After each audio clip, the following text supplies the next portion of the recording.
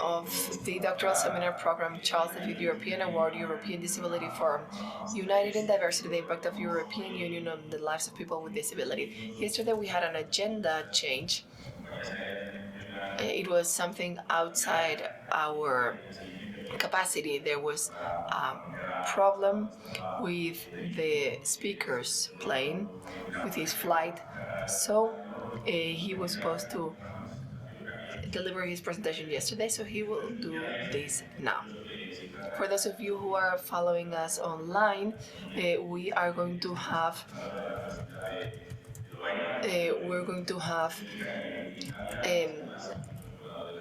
Anna MILOŠEVIĆ, a member of the European Euro-Iberoamerican Alumni Yuste Network and researcher at the University of Leuven, a member of the jury of the European Disability Forum.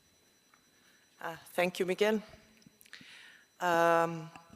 So in this, let's say, last panel before lunch, we touch upon a very important theme, which is the theme of culture. The presentation that Pedro Pablo will, in a minute, present to us deals with cultural tourism and inclusion in European cultural routes as drivers of universal accessibility. This is a topic very close to the heart of Foundation Yuste, because as you know, a few years ago we had another doctoral program on the cultural routes. And specifically, the Foundation Yuste is behind the Carlos Quinte cultural route that is in this specific region and deals with quite important topic of European integration before the European integration. So why access to culture is that important? Access to culture is a fundamental human right, according to the Universal Declaration of Human Rights. But it's also quite important for the fostering of sense of belonging and social cohesion for all Europeans. Pedro will focus on the Council of Europe cultural routes.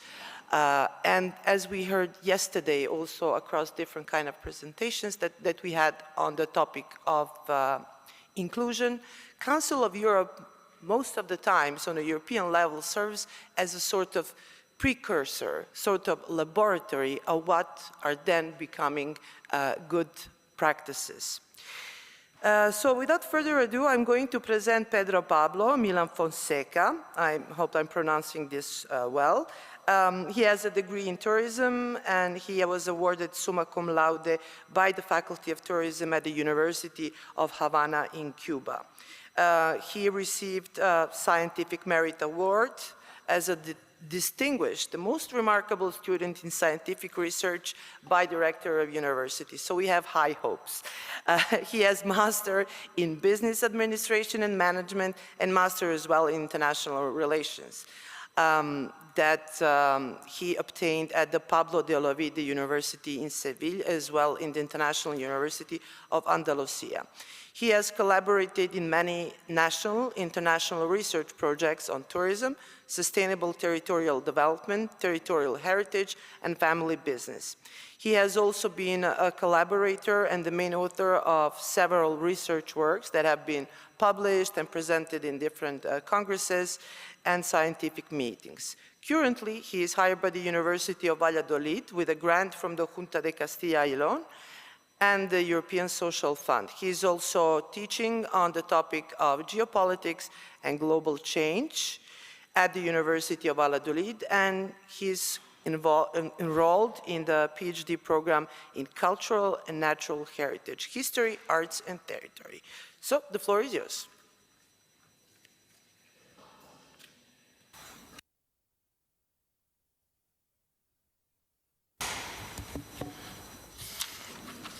Hvala, Professor MILOŠEVIĆ.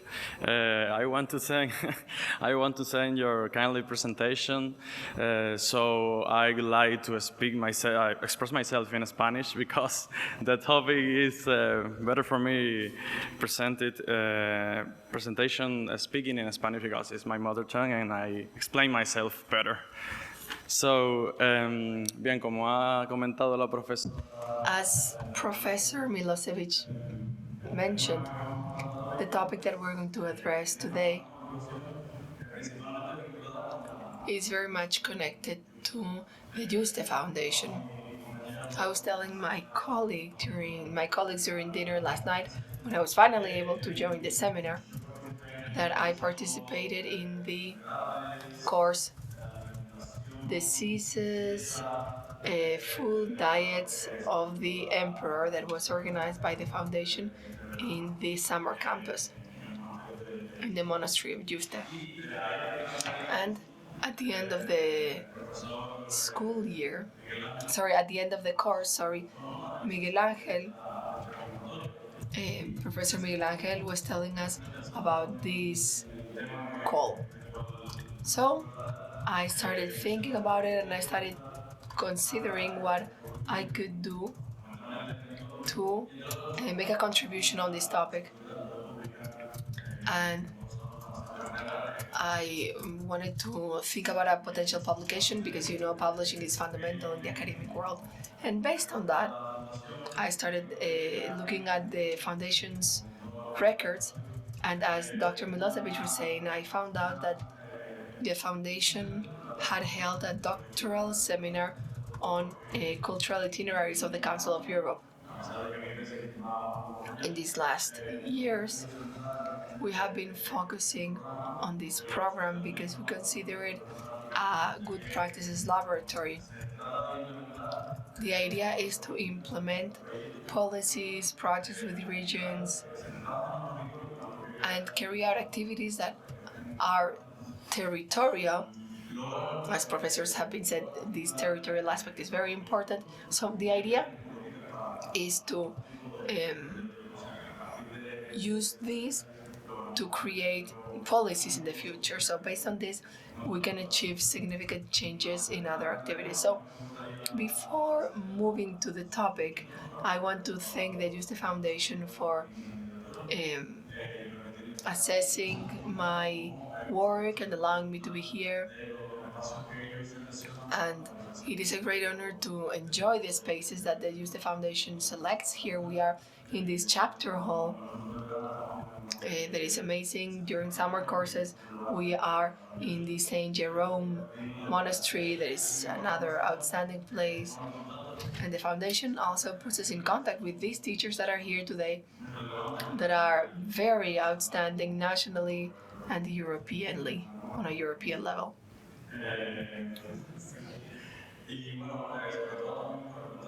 And also, we get the opportunity of being in touch with colleagues. I was listening to them yesterday, and this is very motivating. Well, after this protocol part, that always takes a few minutes, but it's so important, as important as the research itself. The presentation has some animation here. So I started researching how these conceptual elements that are part of the topic, universal accessibility, inclusive tourism, tourism in general, and how this connects with the cultural itineraries of the Council of Europe and culture in general. And we find this series of research. Aguirre Montero carried out this analysis, and 5 years afterwards, I try to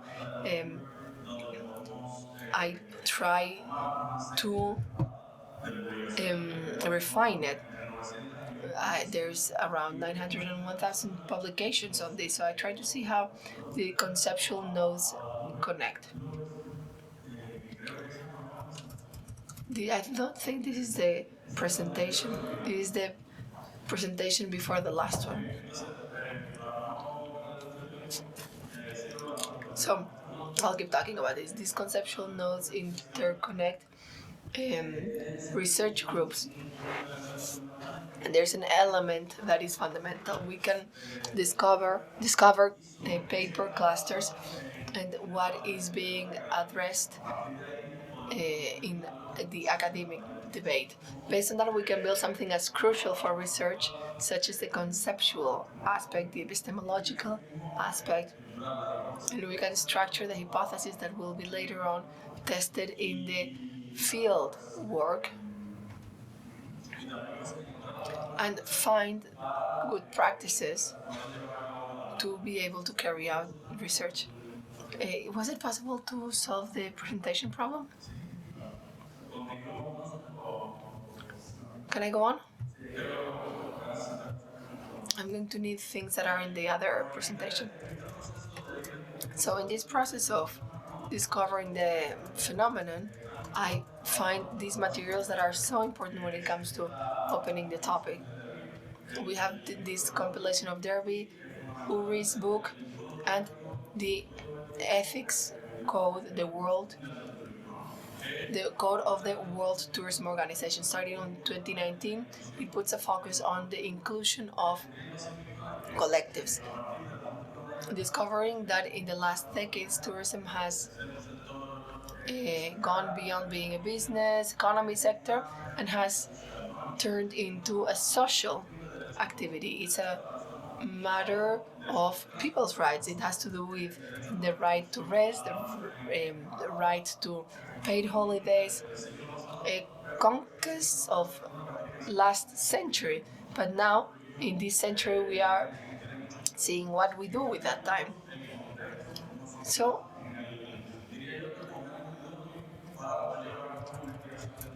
this is the ideal moment to carry out research like this. Last year, we saw something for the first time in our parliament. All groups agreed to pass the much necessary change of the constitution, particularly the article on the rights of people with disability. This was long overdue. The constitution is a declaration of intentions, and then it needs to be developed in laws carried out or that are being crafted by the Ministry of Consumption. It has to do with the 2030 agenda. So it's people fighting, everyone fighting, that has led to this, that has led to the integration of a topic. Diversity is inherent to humans. We don't need to classify.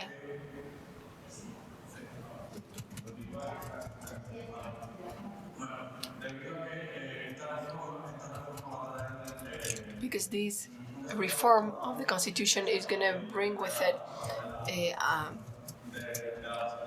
change in the laws.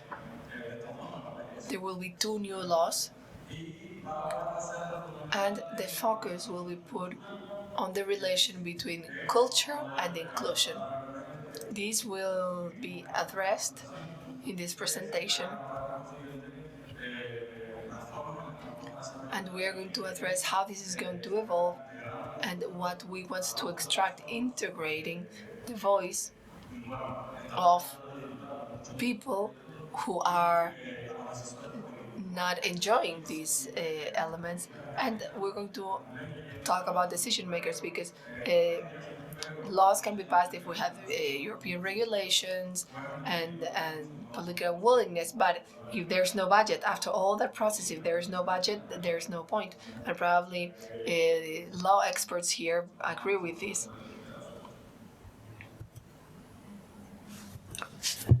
Sí. Muy bien. Muy bien, pues bueno, lo que les estaba comentando sobre esta figura, ¿no? La de la derecha pueden ver. Here on the right, you can see how these clusters are distributed. Yeah, I could see it because of the figure on the right. No worries, it's my fault. Yeah, this is it. Perfect. As I was telling you, here we can see the distribution of the nodes. And based on that, we can raise the bibliography. We were talking about the context, the main materials that connect this topic of universal accessibility, inclusion, and cultural tourism. And Here we have a group of concepts. In tourism research, we refer to this as tourism last names. Social stakeholders like to give names to things, and as I grow up, I know that this is increasingly important. If there's no name for things, what is not named does not exist. That's what humans are like. So when it comes to giving names, sometimes we have to find last names too. Okay, so we have the name tourism. Then we're gonna say that it's accessible. 40 years ago, when we heard about accessible tourism, when the term appeared, we were just thinking about ramps for people in wheelchairs. And a ramp is what would make a specific hotel, for example, that were the pioneer, a hotel to be accessible. It was like out of this world to have a ramp there 40 years ago. But we forget that human diversity goes beyond being able to access physically and space. If we have a ramp, but we don't have people that has the attitudes, the person in a wheelchair may not feel invited even though there's a ramp there. This concept evolves later to what authors refer to as tourism for all. That is an environment and services that can be used by the highest number of people without a further need for adaptations. This morning, we were talking about universal design. As our colleague was saying, universal design is a concept that it's a concept that comes from architecture, but social sciences borrowed it. Around 1960, 1970s, I don't remember the name of the author. So there were initial writings on how buildings should be made so that everyone could access them. So the focus is put on something that we all share here. Disability is not in the person but in the environment. If we are not capable of interacting with the electronic platform of the ministry to download a certificate, we are being disabled. But is it our fault? Well, it's the electronic platform that should adapt so that all users can interact with it. There are many things that are necessary for this, but that's another topic. Then we started using the last name of inclusive for tourism. Inclusive tourism, that's the other last name. If inclusivity included gender aspects, that was considered to be inclusive, but there were many other dimensions. So in the development of these concepts, authors at the beginning of the 2000 started giving more details and integrating other variables that would make this matrix for the creation of public policies. So this takes us to the practice. Then we have social tourism. All layers of society should be able to access tourist activities. Again, accessibility is neglected. Cultural itineraries and routes of the Council of Europe. Here, there are two additional concepts that are integrated. We have these tourist routes. What are they? Well, generally speaking, it's a product that has the main purpose of creating a tourism activities.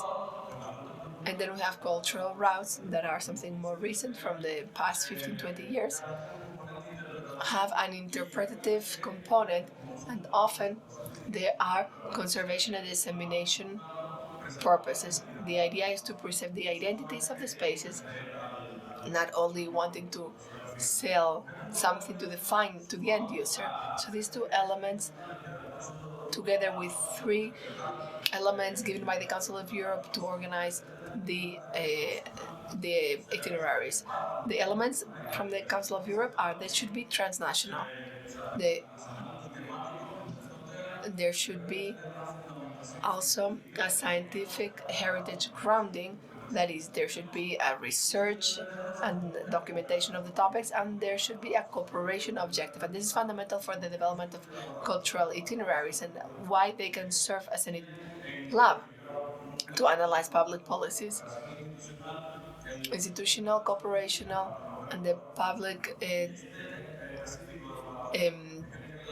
the public aspect should be there, and values. These values connect to the Universal Declaration of Human Rights for people with disabilities and cultural itineraries. So there's this phenomenon of shared values that allows us to analyze this and see what we can learn for the tourism sector to go beyond what it's doing nowadays. Regarding disability models, I'm not going to elaborate on this because you're probably familiar with them. I would like to talk about how the model was connected to the tourist activity. In an initial moment, on the 19th century, people with disability didn't exist, but tourism, the way we understand it right now, didn't exist either. There was no integration, there was no potential connection between people with disability and this activity. Then we move to the medical model that addresses diversity as a disease that needs to be corrected. You need to have medication, drugs, or devices to adapt to the environment and not the other way around. Well, at that time in the tourism world, the vision of this type of people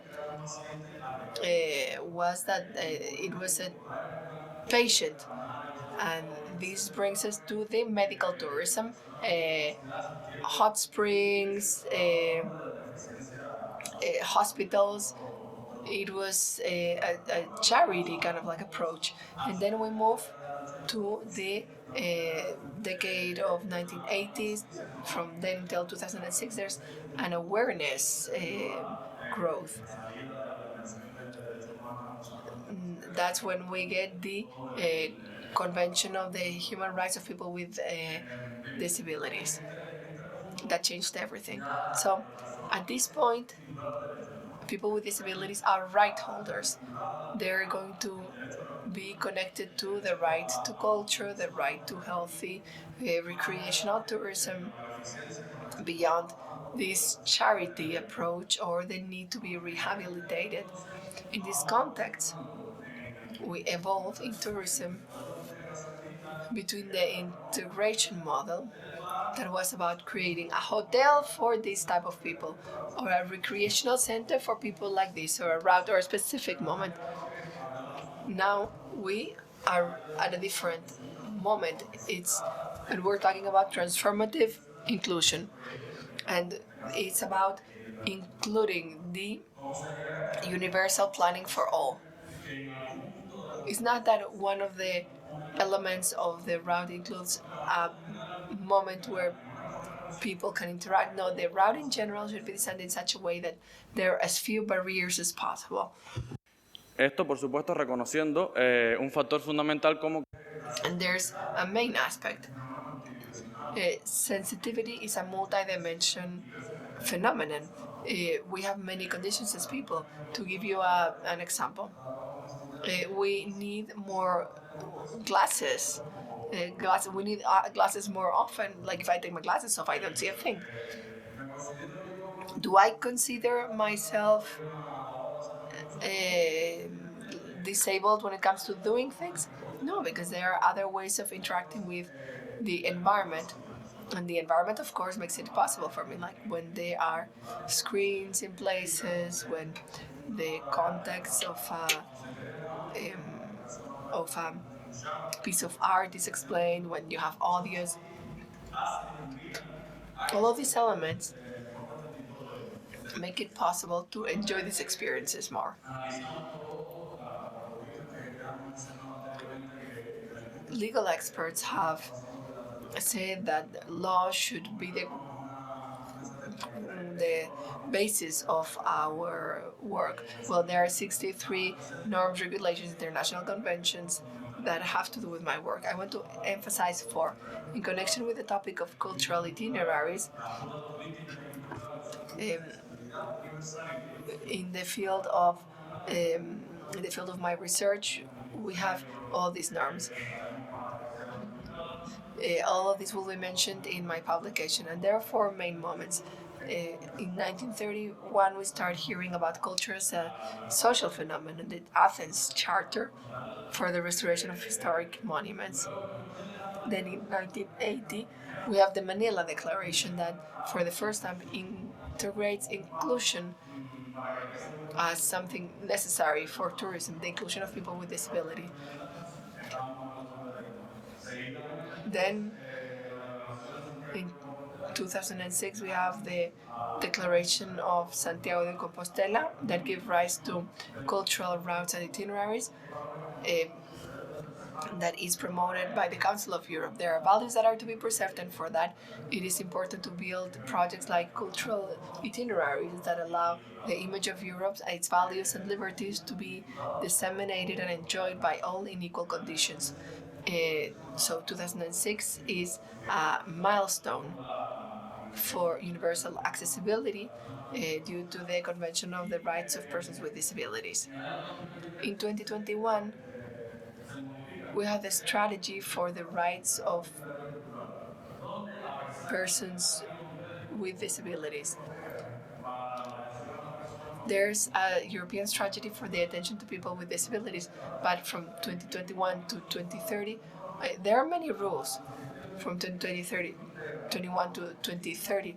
There's no specific integration to include accessibility for the recognition of the itinerary. So it's after this point where we find the problem that these projects are going to face when it comes to including universal accessibility. So in this theoretical framework, epistemological framework, we have this set of objectives to advance in our research. We're going to disaggregate this in four objectives. The objective is to find the best possible ways to integrate universal accessibilities in these tourist routes.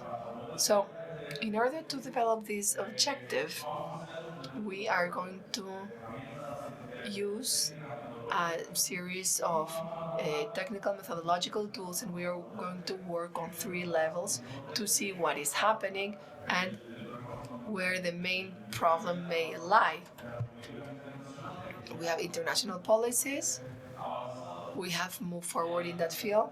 The analysis of institutional management. There is a part that has to do with the review of the technical reports that technical itineraries have to submit every 5 years for the council to approve their certificate, their existence. And the third element is how users feel that these criteria are being translated into reality.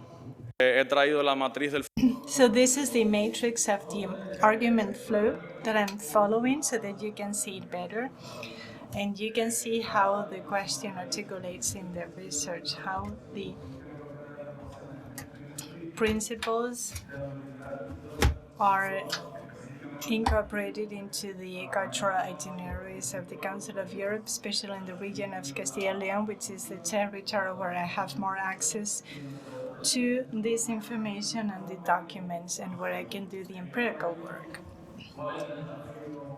You can see the fundamental challenge, and you can see how the users can also speak up so that accessibility is integrated based on their opinions. Not our opinions, not the lawmakers' opinions, but the users' opinions. So how the universal accessibility principles established in the European disability policies are materialized in the handling of the cultural itineraries of the Council of Europe in Castilla and Leon. And you can see the areas. We have 6 priority action areas.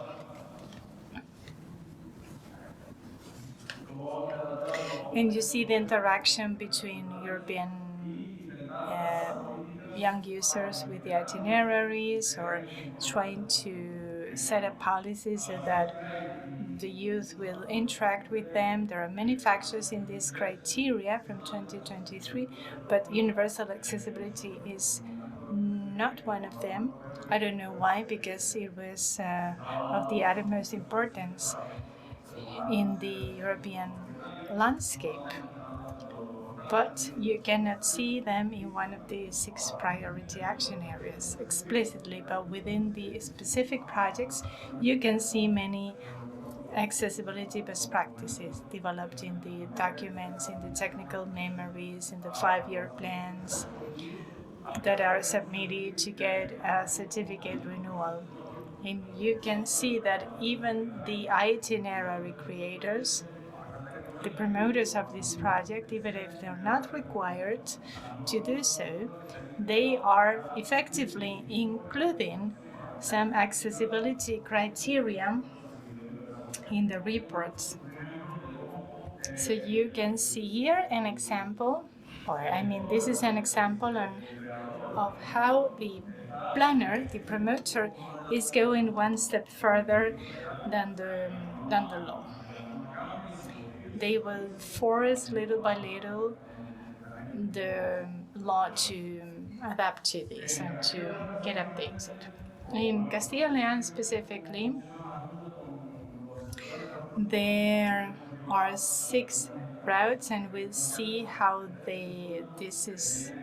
this works with the managers. So this is the structure of the cultural itineraries that are articulated through transnational networks. This is the governance and organizational structure, and there have to be 6 countries together with that shared heritage that they want to elevate and highlight for this project. For instance, we see the specialization networks that are founded around the itineraries with universities, municipalities, museums, archaeological sites, tour operators. By putting all this together, the culture is preserved, and culture is guaranteed as a human right. Within the itineraries themselves, every 2 years or every year, conferences are organized on how to protect the heritage. And then in the last 2 years, in the Phoenician route, for instance, there's been a conference on how to make it visible or accessible or available to everyone. And the good thing is that if there is a best practice identified in one of the territories, the rest of the countries in the network will copy it, will replicate it. So we can see the best practices that have been successful and those who have failed for different reasons. Lack of money, lack of interest. So this is a map that I developed this morning. That's why the presentation didn't make it on time. And you can see the space we're using. We use cartographies in my department because we use these maps to visualize things in a territory. We need to visualize what we are looking at. Otherwise, we cannot comprehend the magnitude of the territory, and you can see, well, as many details as the map offers. So, in my region, there are 6 itineraries. I am not including here St. James's Way. I think you know that some of it runs through Castilla and León. Or there are several St. James's Way, one coming from Extremadura, the Silva Way, the Madrid Way, and even the Northern Way. They are across Castilla and León. But well, let's focus on these 6 itineraries and all the different governments and the provincial government, the municipalities, and then NGOs, institutions, and the government of Castilla and León. So we have 41 stakeholders all in all that take part in the management of these itineraries. And you see they are located mostly in the center of the region. And well, I think one of the reasons they are around the center of the region is that it's where the capital city is. Castilla and León doesn't have one official capital city, but Valladolid is de facto the capital city. So when we analyze these itineraries, we see many institutions expressing an interest in becoming part of this network. And one of the reasons is that there is the branding or the reputation, the image people will have about the places included in the network. If there is a small municipality, it can benefit from that attraction effect generated by bigger municipalities or bigger monuments that participate in the same route. So we see some territorial heritage, not just a monument, not just a cathedral, but a shared culture or, I don't know, material, tangible assets, housing, interactions, personal interactions in the territory. That is a way for us to preserve the culture of the place and even the identity of the communities. And this is especially important in a territory that is lacking population and it's very rural. It is the second largest region in Europe. I was recently in Sicily doing some research with other colleagues there, and we were trying to draw a comparison between Castilla and León and Sicily. And Sicily, even if it's kind of neglected territory, quite isolated from the central government, it is hardly comparable with Castilla and León because Castilla and León is 6 times bigger.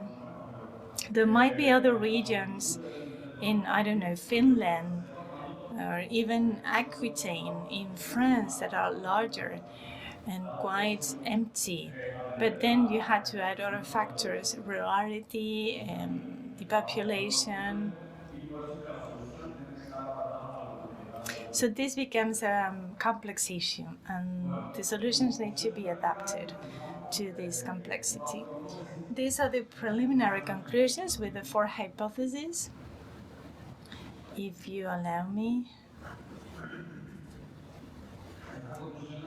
These conclusions, I will read them out because I don't want to lose any nuances. Si me dan un segundo. Give me just a second. The conclusions will be the hypotheses that will enable us to measure the results of the fieldwork.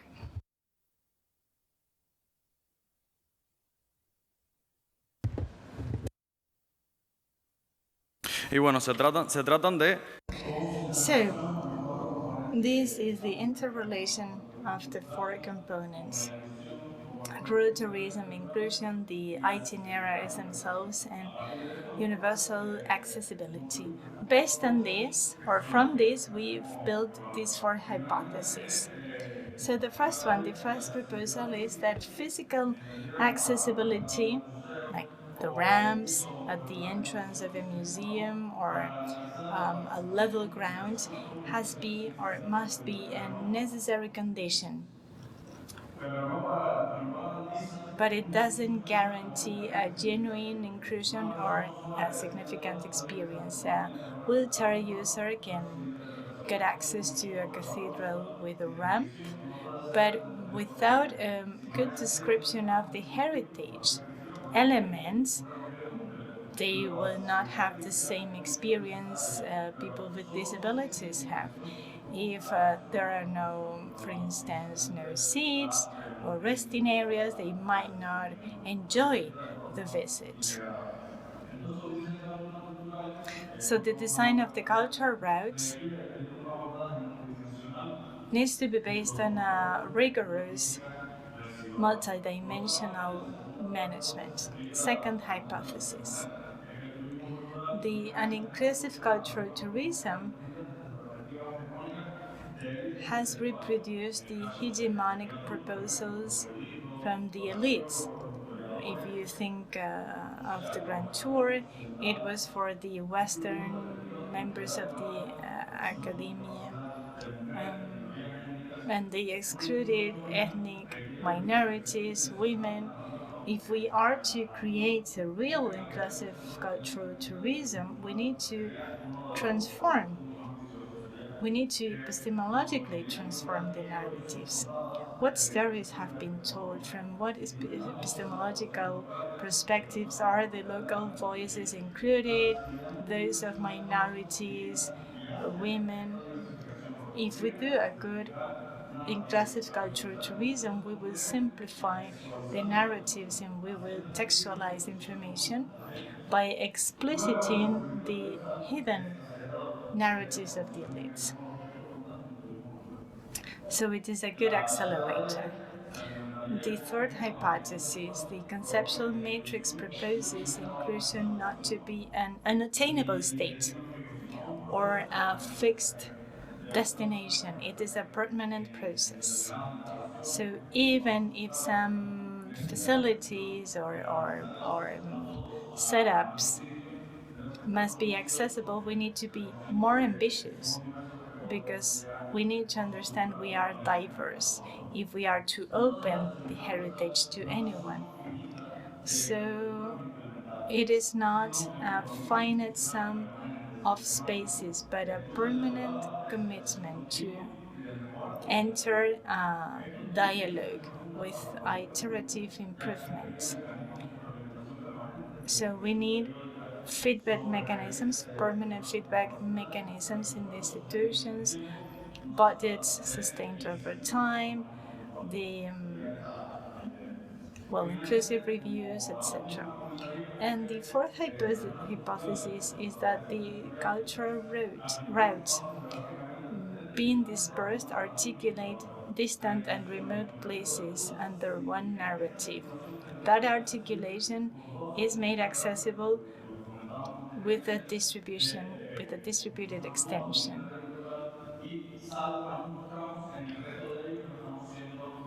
So sometimes we organize a route, but the route is not accessible in its entirety. Transportation means need to be accessible throughout the route. Services like food and hotel areas must be accessible throughout the route. All services, even hygienic services, must be accessible throughout the route. Normally, the starting points and the end points are accessible, and sometimes the intermediate points are not. So we need a distributed accessibility rather than a concentrated accessibility.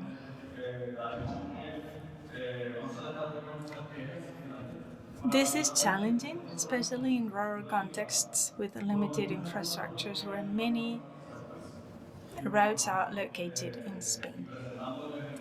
And with this, I just want to show you the group of sources that are behind the rationale of this project, the concept group, and the premises.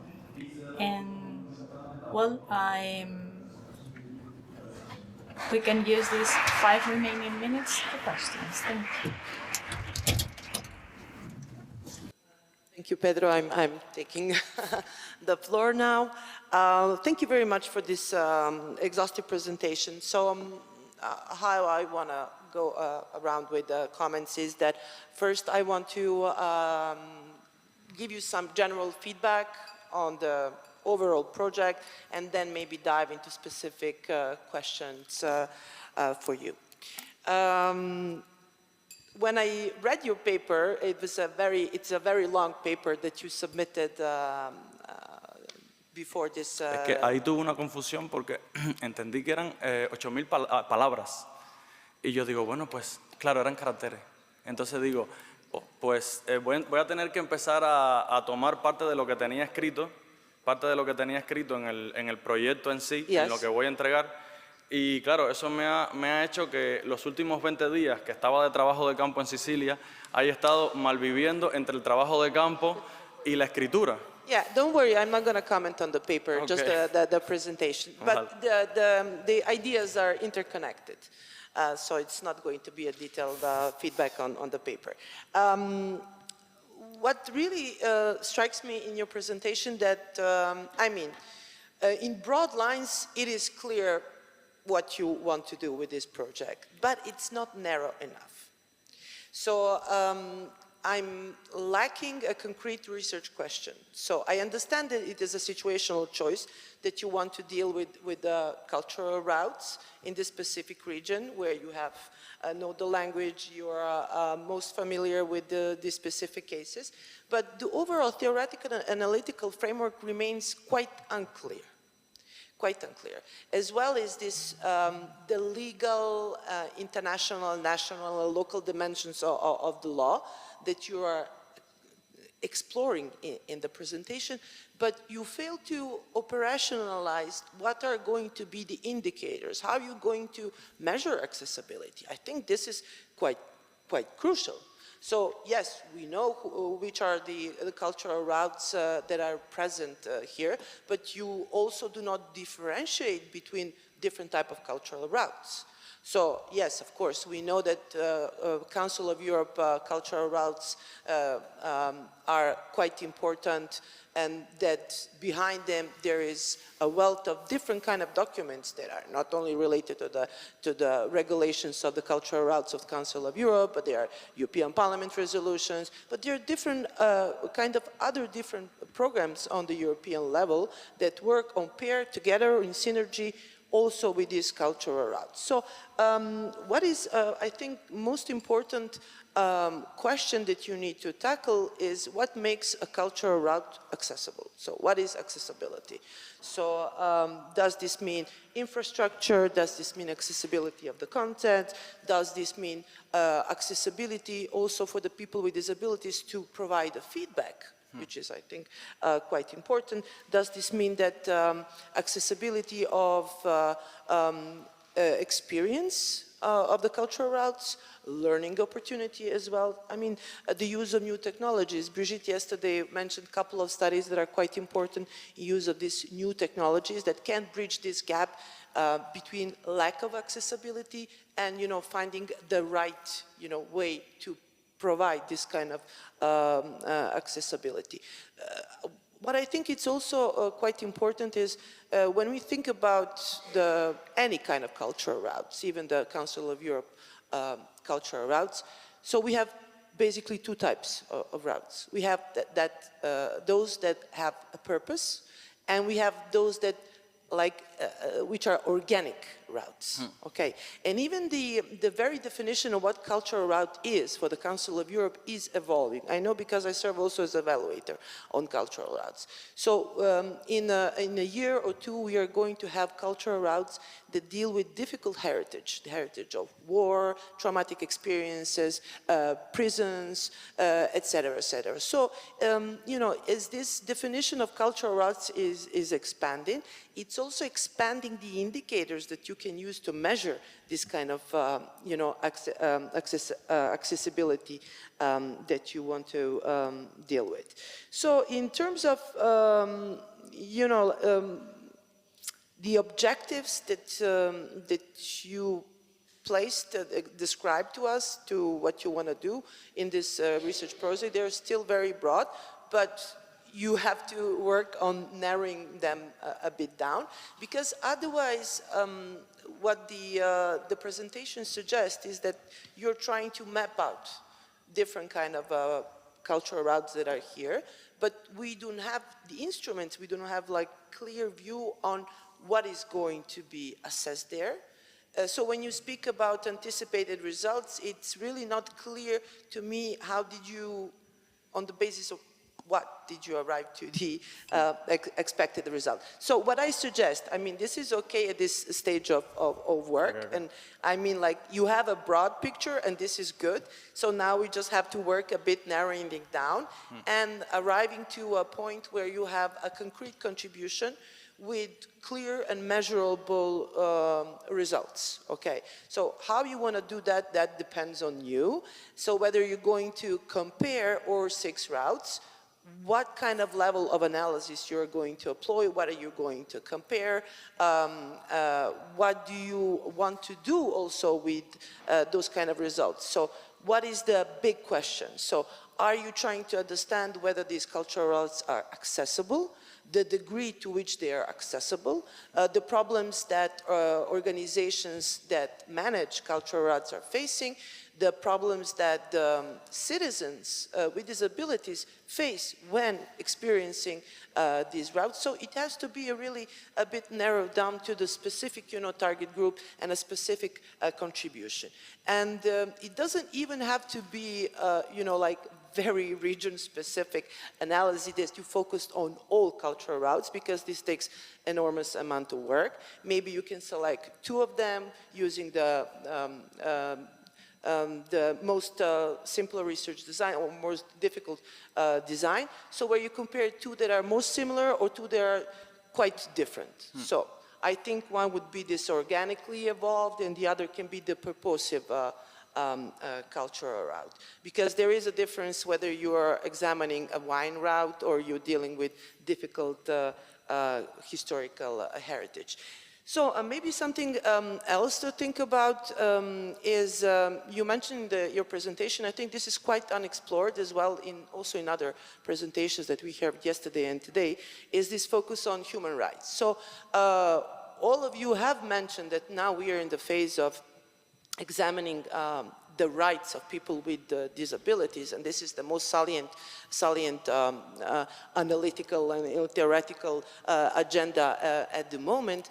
But some of you have focused on co-ownership with people with disabilities, but we have not really went into depth what this actually means. So maybe this is something also for you to consider, especially when we are talking about international and EU laws and policies and strategies, which are many, and also the funding instruments. So what I mean by this, for instance, in 2013, there was the Marrakesh Treaty. Do you know about the Marrakesh Treaty? The Marrakesh Treaty actually made a concrete effort at renegotiating intellectual rights, so that the people with disabilities can benefit from this renegotiation of intellectual rights. For instance, if you have a specific written document, et cetera, in order to modify that document to make it accessible for the blind people, for people with different kind of learning disabilities, then you have to engage with intellectual rights. It took them 5 years to renegotiate and adopt the Marrakesh Treaty, which was basically adopted in the beginning of 2019. So this is a concrete legal hurdle and really a problem that has to do with rights. So this is something maybe to take into consideration when considering the accessibility of the contents, but also the legal problems behind it. And the second thing is, when we speak about co-ownership, it is also important, what I mentioned yesterday in Brigitte's presentation, is that most of the contents, activities, ideas, initiatives that relate to the people with disabilities are made by people who do not have disabilities, so for them and not with them. Why is this important? It is important also when we are thinking about culture, we are thinking about tourism, to involve people who have disabilities and who are artists, who are professionals. And currently, I think in the March this year, there was this big European network of artists with disabilities that are trying to connect and network and actually, you know, put their ideas and proposal how to really foster this kind of co-ownership in the initiatives, including cultural routes, but also museums, et cetera, et cetera. So these are all these unexplored routes that can be also interesting.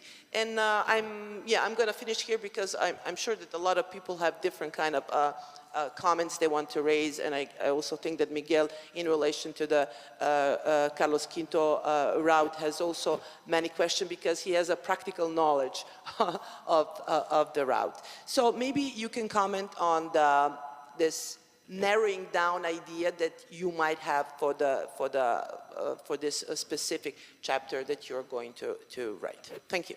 Gracias, profesora MILOŠEVIĆ. Thank you, Professor Milošević. So I've taken good note of everything you said. So the work in the summary draft, the first draft is about the narrative, the epistemological part of it, basically. So when I sent the draft paper to the call for papers, I was considering that I still had 4 months left before I handed in the final paper. It's in March, right? So I will use the time to conduct the field work, as you have noticed. So since I will be interacting with not just with the people, with my usual collaborators, but a whole diversity, a whole variety of people, I took a course on how to adapt the methodology and the interviews to the interviewees, and the tools are ready now.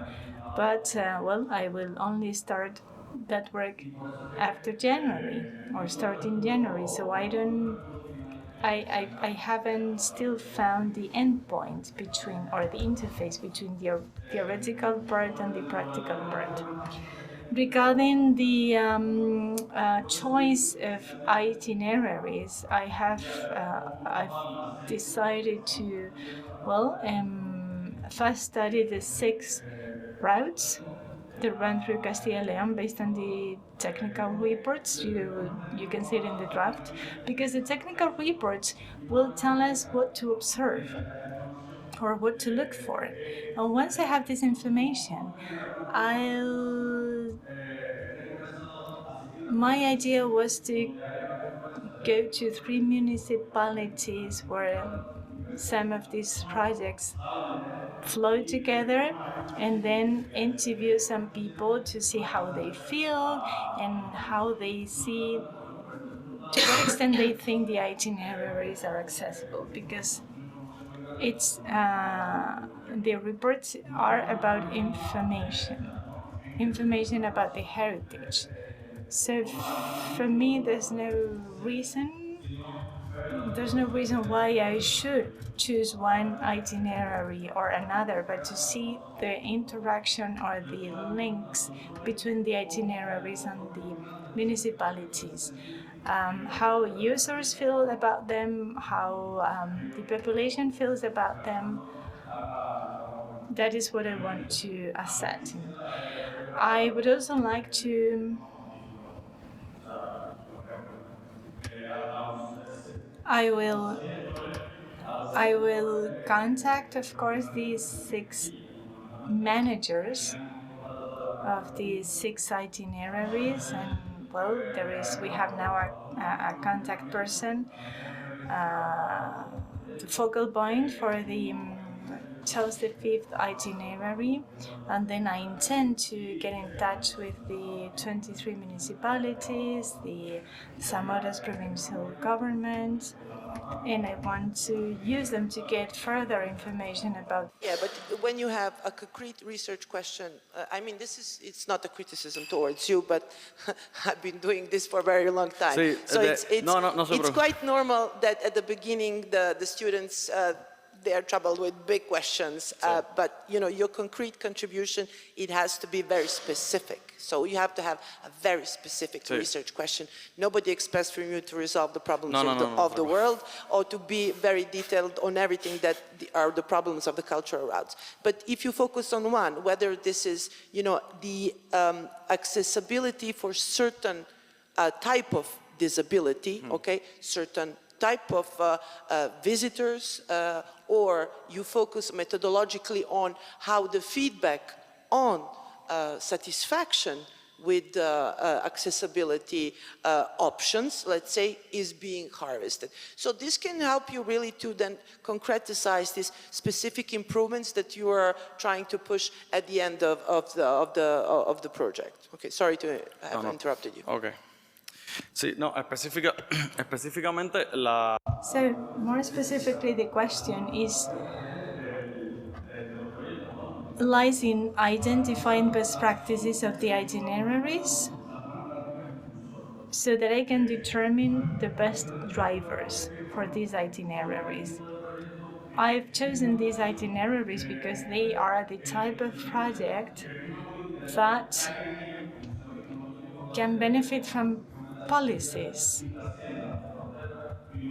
that can then go beyond the national borders and then be used in other regions or countries. So the policy behind this project is that all regions in Spain want to have their own itineraries, and the problem is that we don't have a list of unified criteria when it comes to. I would be very careful with using the examples of best practices, and I'd also advise against using examples of best practices, because there is a problem with replicability of best practices. Because if you want to be very analytical about any kind of problem, you have to know that the problem is context and region specific. So you have to use the different kind of indicators that are adaptive to that context. So the problem with best practices, I mean, it is quite evident that you cannot replicate the same successes in different kind of contexts. So I would maybe rephrase this a bit differently, but I think the idea is to be very, very specific with the indicators on what you're measuring, and this saying very, very specifically that this is region specific, and it's based on that context, on those examples, and it works for those examples. Okay. Okay? Okay. Thank you. Muy bien. Veo varias, así que vamos a empezar por aquel lado. Let's start here. I didn't see any of the members of the jury asking for the floor. So, Rosa, I want to congratulate you for your presentation. I want to echo one of your quotes, and that is that we give everything a last name. I don't know if this is positive or negative, but we give a last name to everything, and this could be a debate, but based on my experience of my doctorate thesis, sometimes we miss keywords that may be referring to our topic, but we don't consider. And when it comes to last names, well, this surprised me, because when it comes to sustainability, tomorrow I will talk about this. Sustainability includes all those last names that you mentioned for tourism. And I'm saying this because my thesis is not on tourism, but I have read some practices of the tourism sector that talk about sustainable tourism and refer to all those last names that you mentioned. This is not a question, but a piece of advice. Look for that bibliography on sustainable tourism, because it may be doing things similar to yours, maybe on the same geographical scope, and it may help you to complete some aspects that have been remarked. Based on my experience in prevention, health, and safety, there are many keywords, synonyms that maybe in English, in Spanish and English we may use different words. And there's real bibliography there. I'll share mine with you, and I am aware that this may help you. I want to congratulate you, and please remain as passionate with your study because I think we share this. What happens with sustainable tourism and why I have mentioned other terms? Because when we mention sustainable tourism, managers shift to the environment really quick. When we talk about social sustainability and but I would really appreciate it if you can share those materials that you mentioned to comply with Professor Milosevic's advice. Sustainability, defined by the European Union, includes social governance and social aspects. I think you can find a niche that will help you. Thank you very much, colleague. Not only for your intervention, but also because you helped me shed some light on some doubts that I had, just as Ismael did. In my thesis, I have a part where I talk about how leisure and tourism can be a source of disagreement or a source of conflict for people with disability, because many people can't go to a club.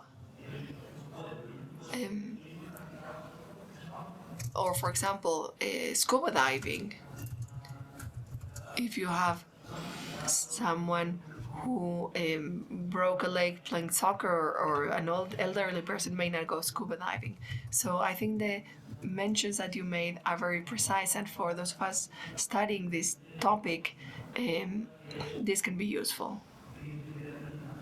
I hope that our politicians can be familiar with this, because considering that Spain is the second country in terms of tourism after France, and that tourism is one of our main sources of income, this could be a real asset and could help us if we could really make our tourism accessible. On this, I just want to add, adding to what you were talking about, this fact of tourism as a source of tension. We all want to go on holidays. For us, it's a right. When we finish working, we want to move or maybe stay home, but we want leisure. It's not a luxury. In some fora, it is said that tourism is a luxury, but current day humans need that leisure. Probably over time, artificial intelligence may help us not work so much and devote ourselves to humanity or human sciences. But we have the topic of management. It's management that often makes us have a negative vision of tourism. So yes, one more suggestion. I think Anna gave you the methodology. You have to be more precise and to concentrate on specific problem. Second, all these roads exist.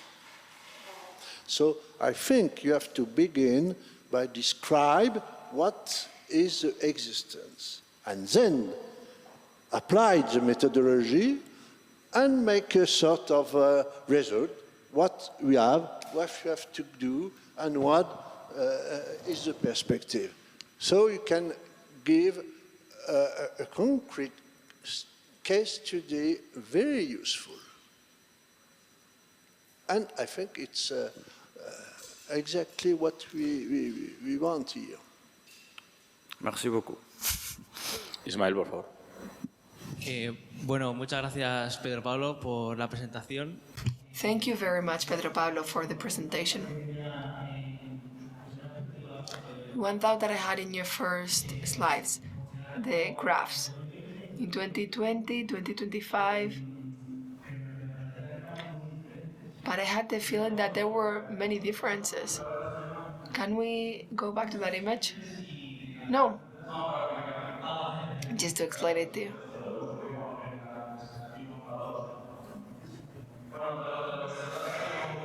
Well, the thing is that authors that carried out the first co-occurrence analysis forgot to clean the order of categories. So there are categories that are grouped, that are descriptors, and we don't really need. For example, disability, I eliminated that directly to be able to find the nodes where they are grouped. As the authors of the viewer authors explain, this is a computer tool. You get the metadata, put it there, you filter it.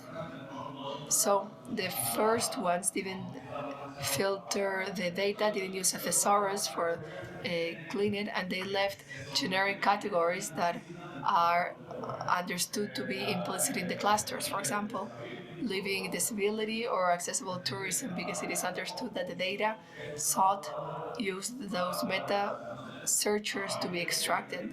So based on that, I understood that it was implicit, and that's how I could include the 4 groups, including a small group of authors that start including the topic of psychology within tourism. Accessible tourism is that 5th aspect there in purple. What I did was to clean the data, although these previous authors that are published. If I may just very briefly, one thing you also have to take into account, yes, there exist different kind of cultural routes, but the decision to make certain buildings or certain spaces more accessible for people with disabilities, it's not necessarily connected with the cultural route itself. Okay. Because most of these projects have benefited in the past from the Interreg projects. I also know, because you mentioned Sicily, now there is a big Interreg project to make different kind of museums, cultural institutions in Italy and in Greece more accessible to people with disabilities. And most of these projects are financed exactly through this European funding. So there is also, you know, whether the cultural art itself is accessible or has already benefited, you know, from the evolution of our awareness that our historical and cultural heritage has to be, you know, accessible for people with disabilities, and so that the European Union reinforces this right to have access to culture. Okay. Sí, la limitación la tengo clara, por supuesto. Sé que I am aware of the limitation. Since the itineraries are part of a network, it may happen that there's an institution that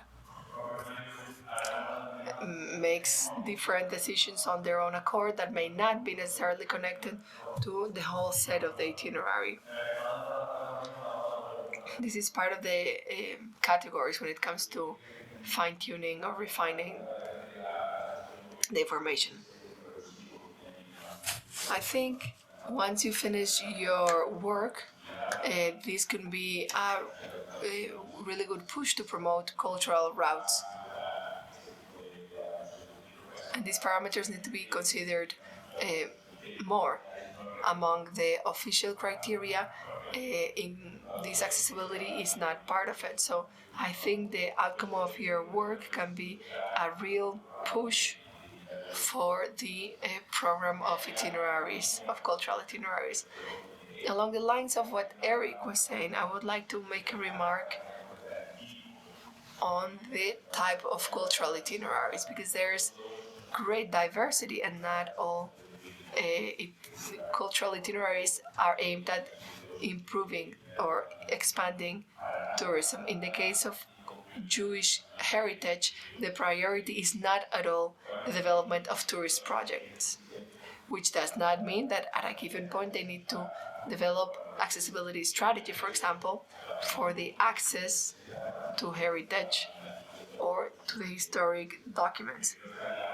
But this is not necessarily connected to cultural tourism. So a distinction must be made, a very important one, between the routes certified by the Council of Europe that are aimed at tourism development and those that are more connected to the recovery of memory or cultural heritage. In this sense, and those things you are emphasizing, and I'm taking note, and I will keep them present when I study the publication. But as Professor MILOŠEVIĆ was saying, for example, in the case of Jewish heritage, there's a purpose that is not cultural tourism. But when we were researching in Sicily, there are two hot springs that are part of the Jewish heritage that were in the Jewish quarters. There are guided visits, they are focused on tourism, but these are very private matters. There are private institutions, there's an owner, and they want their own business, but that is not necessarily connected to the itinerary. And this connects directly with what Professor MILOŠEVIĆ was saying. We need to consider that a good practice in one place doesn't need to be a good practice of routes in general, and that makes me alert. No, yeah, I agree. I mean, like we all agree, and I think that these are all, like very, very useful comments for you in different kind of aspects that you need to consider before really, like going in depth. It depends on you, like what are you trying to prove, and what are you going to ask, as your main specific question. Lo tendrá en sus manos cuando concluya para que me dé la... ¿No? I will share that with you. Once you hand us the paper, we will hand them to the members of the jury for them to make sure that their remarks have been taken into consideration. If you don't have any further questions, well, I have the feeling that we need to feed our bodies rather than our souls. So a round of applause for Pedro Pablo. And let us proceed to nourish our bodies to keep feeding our souls.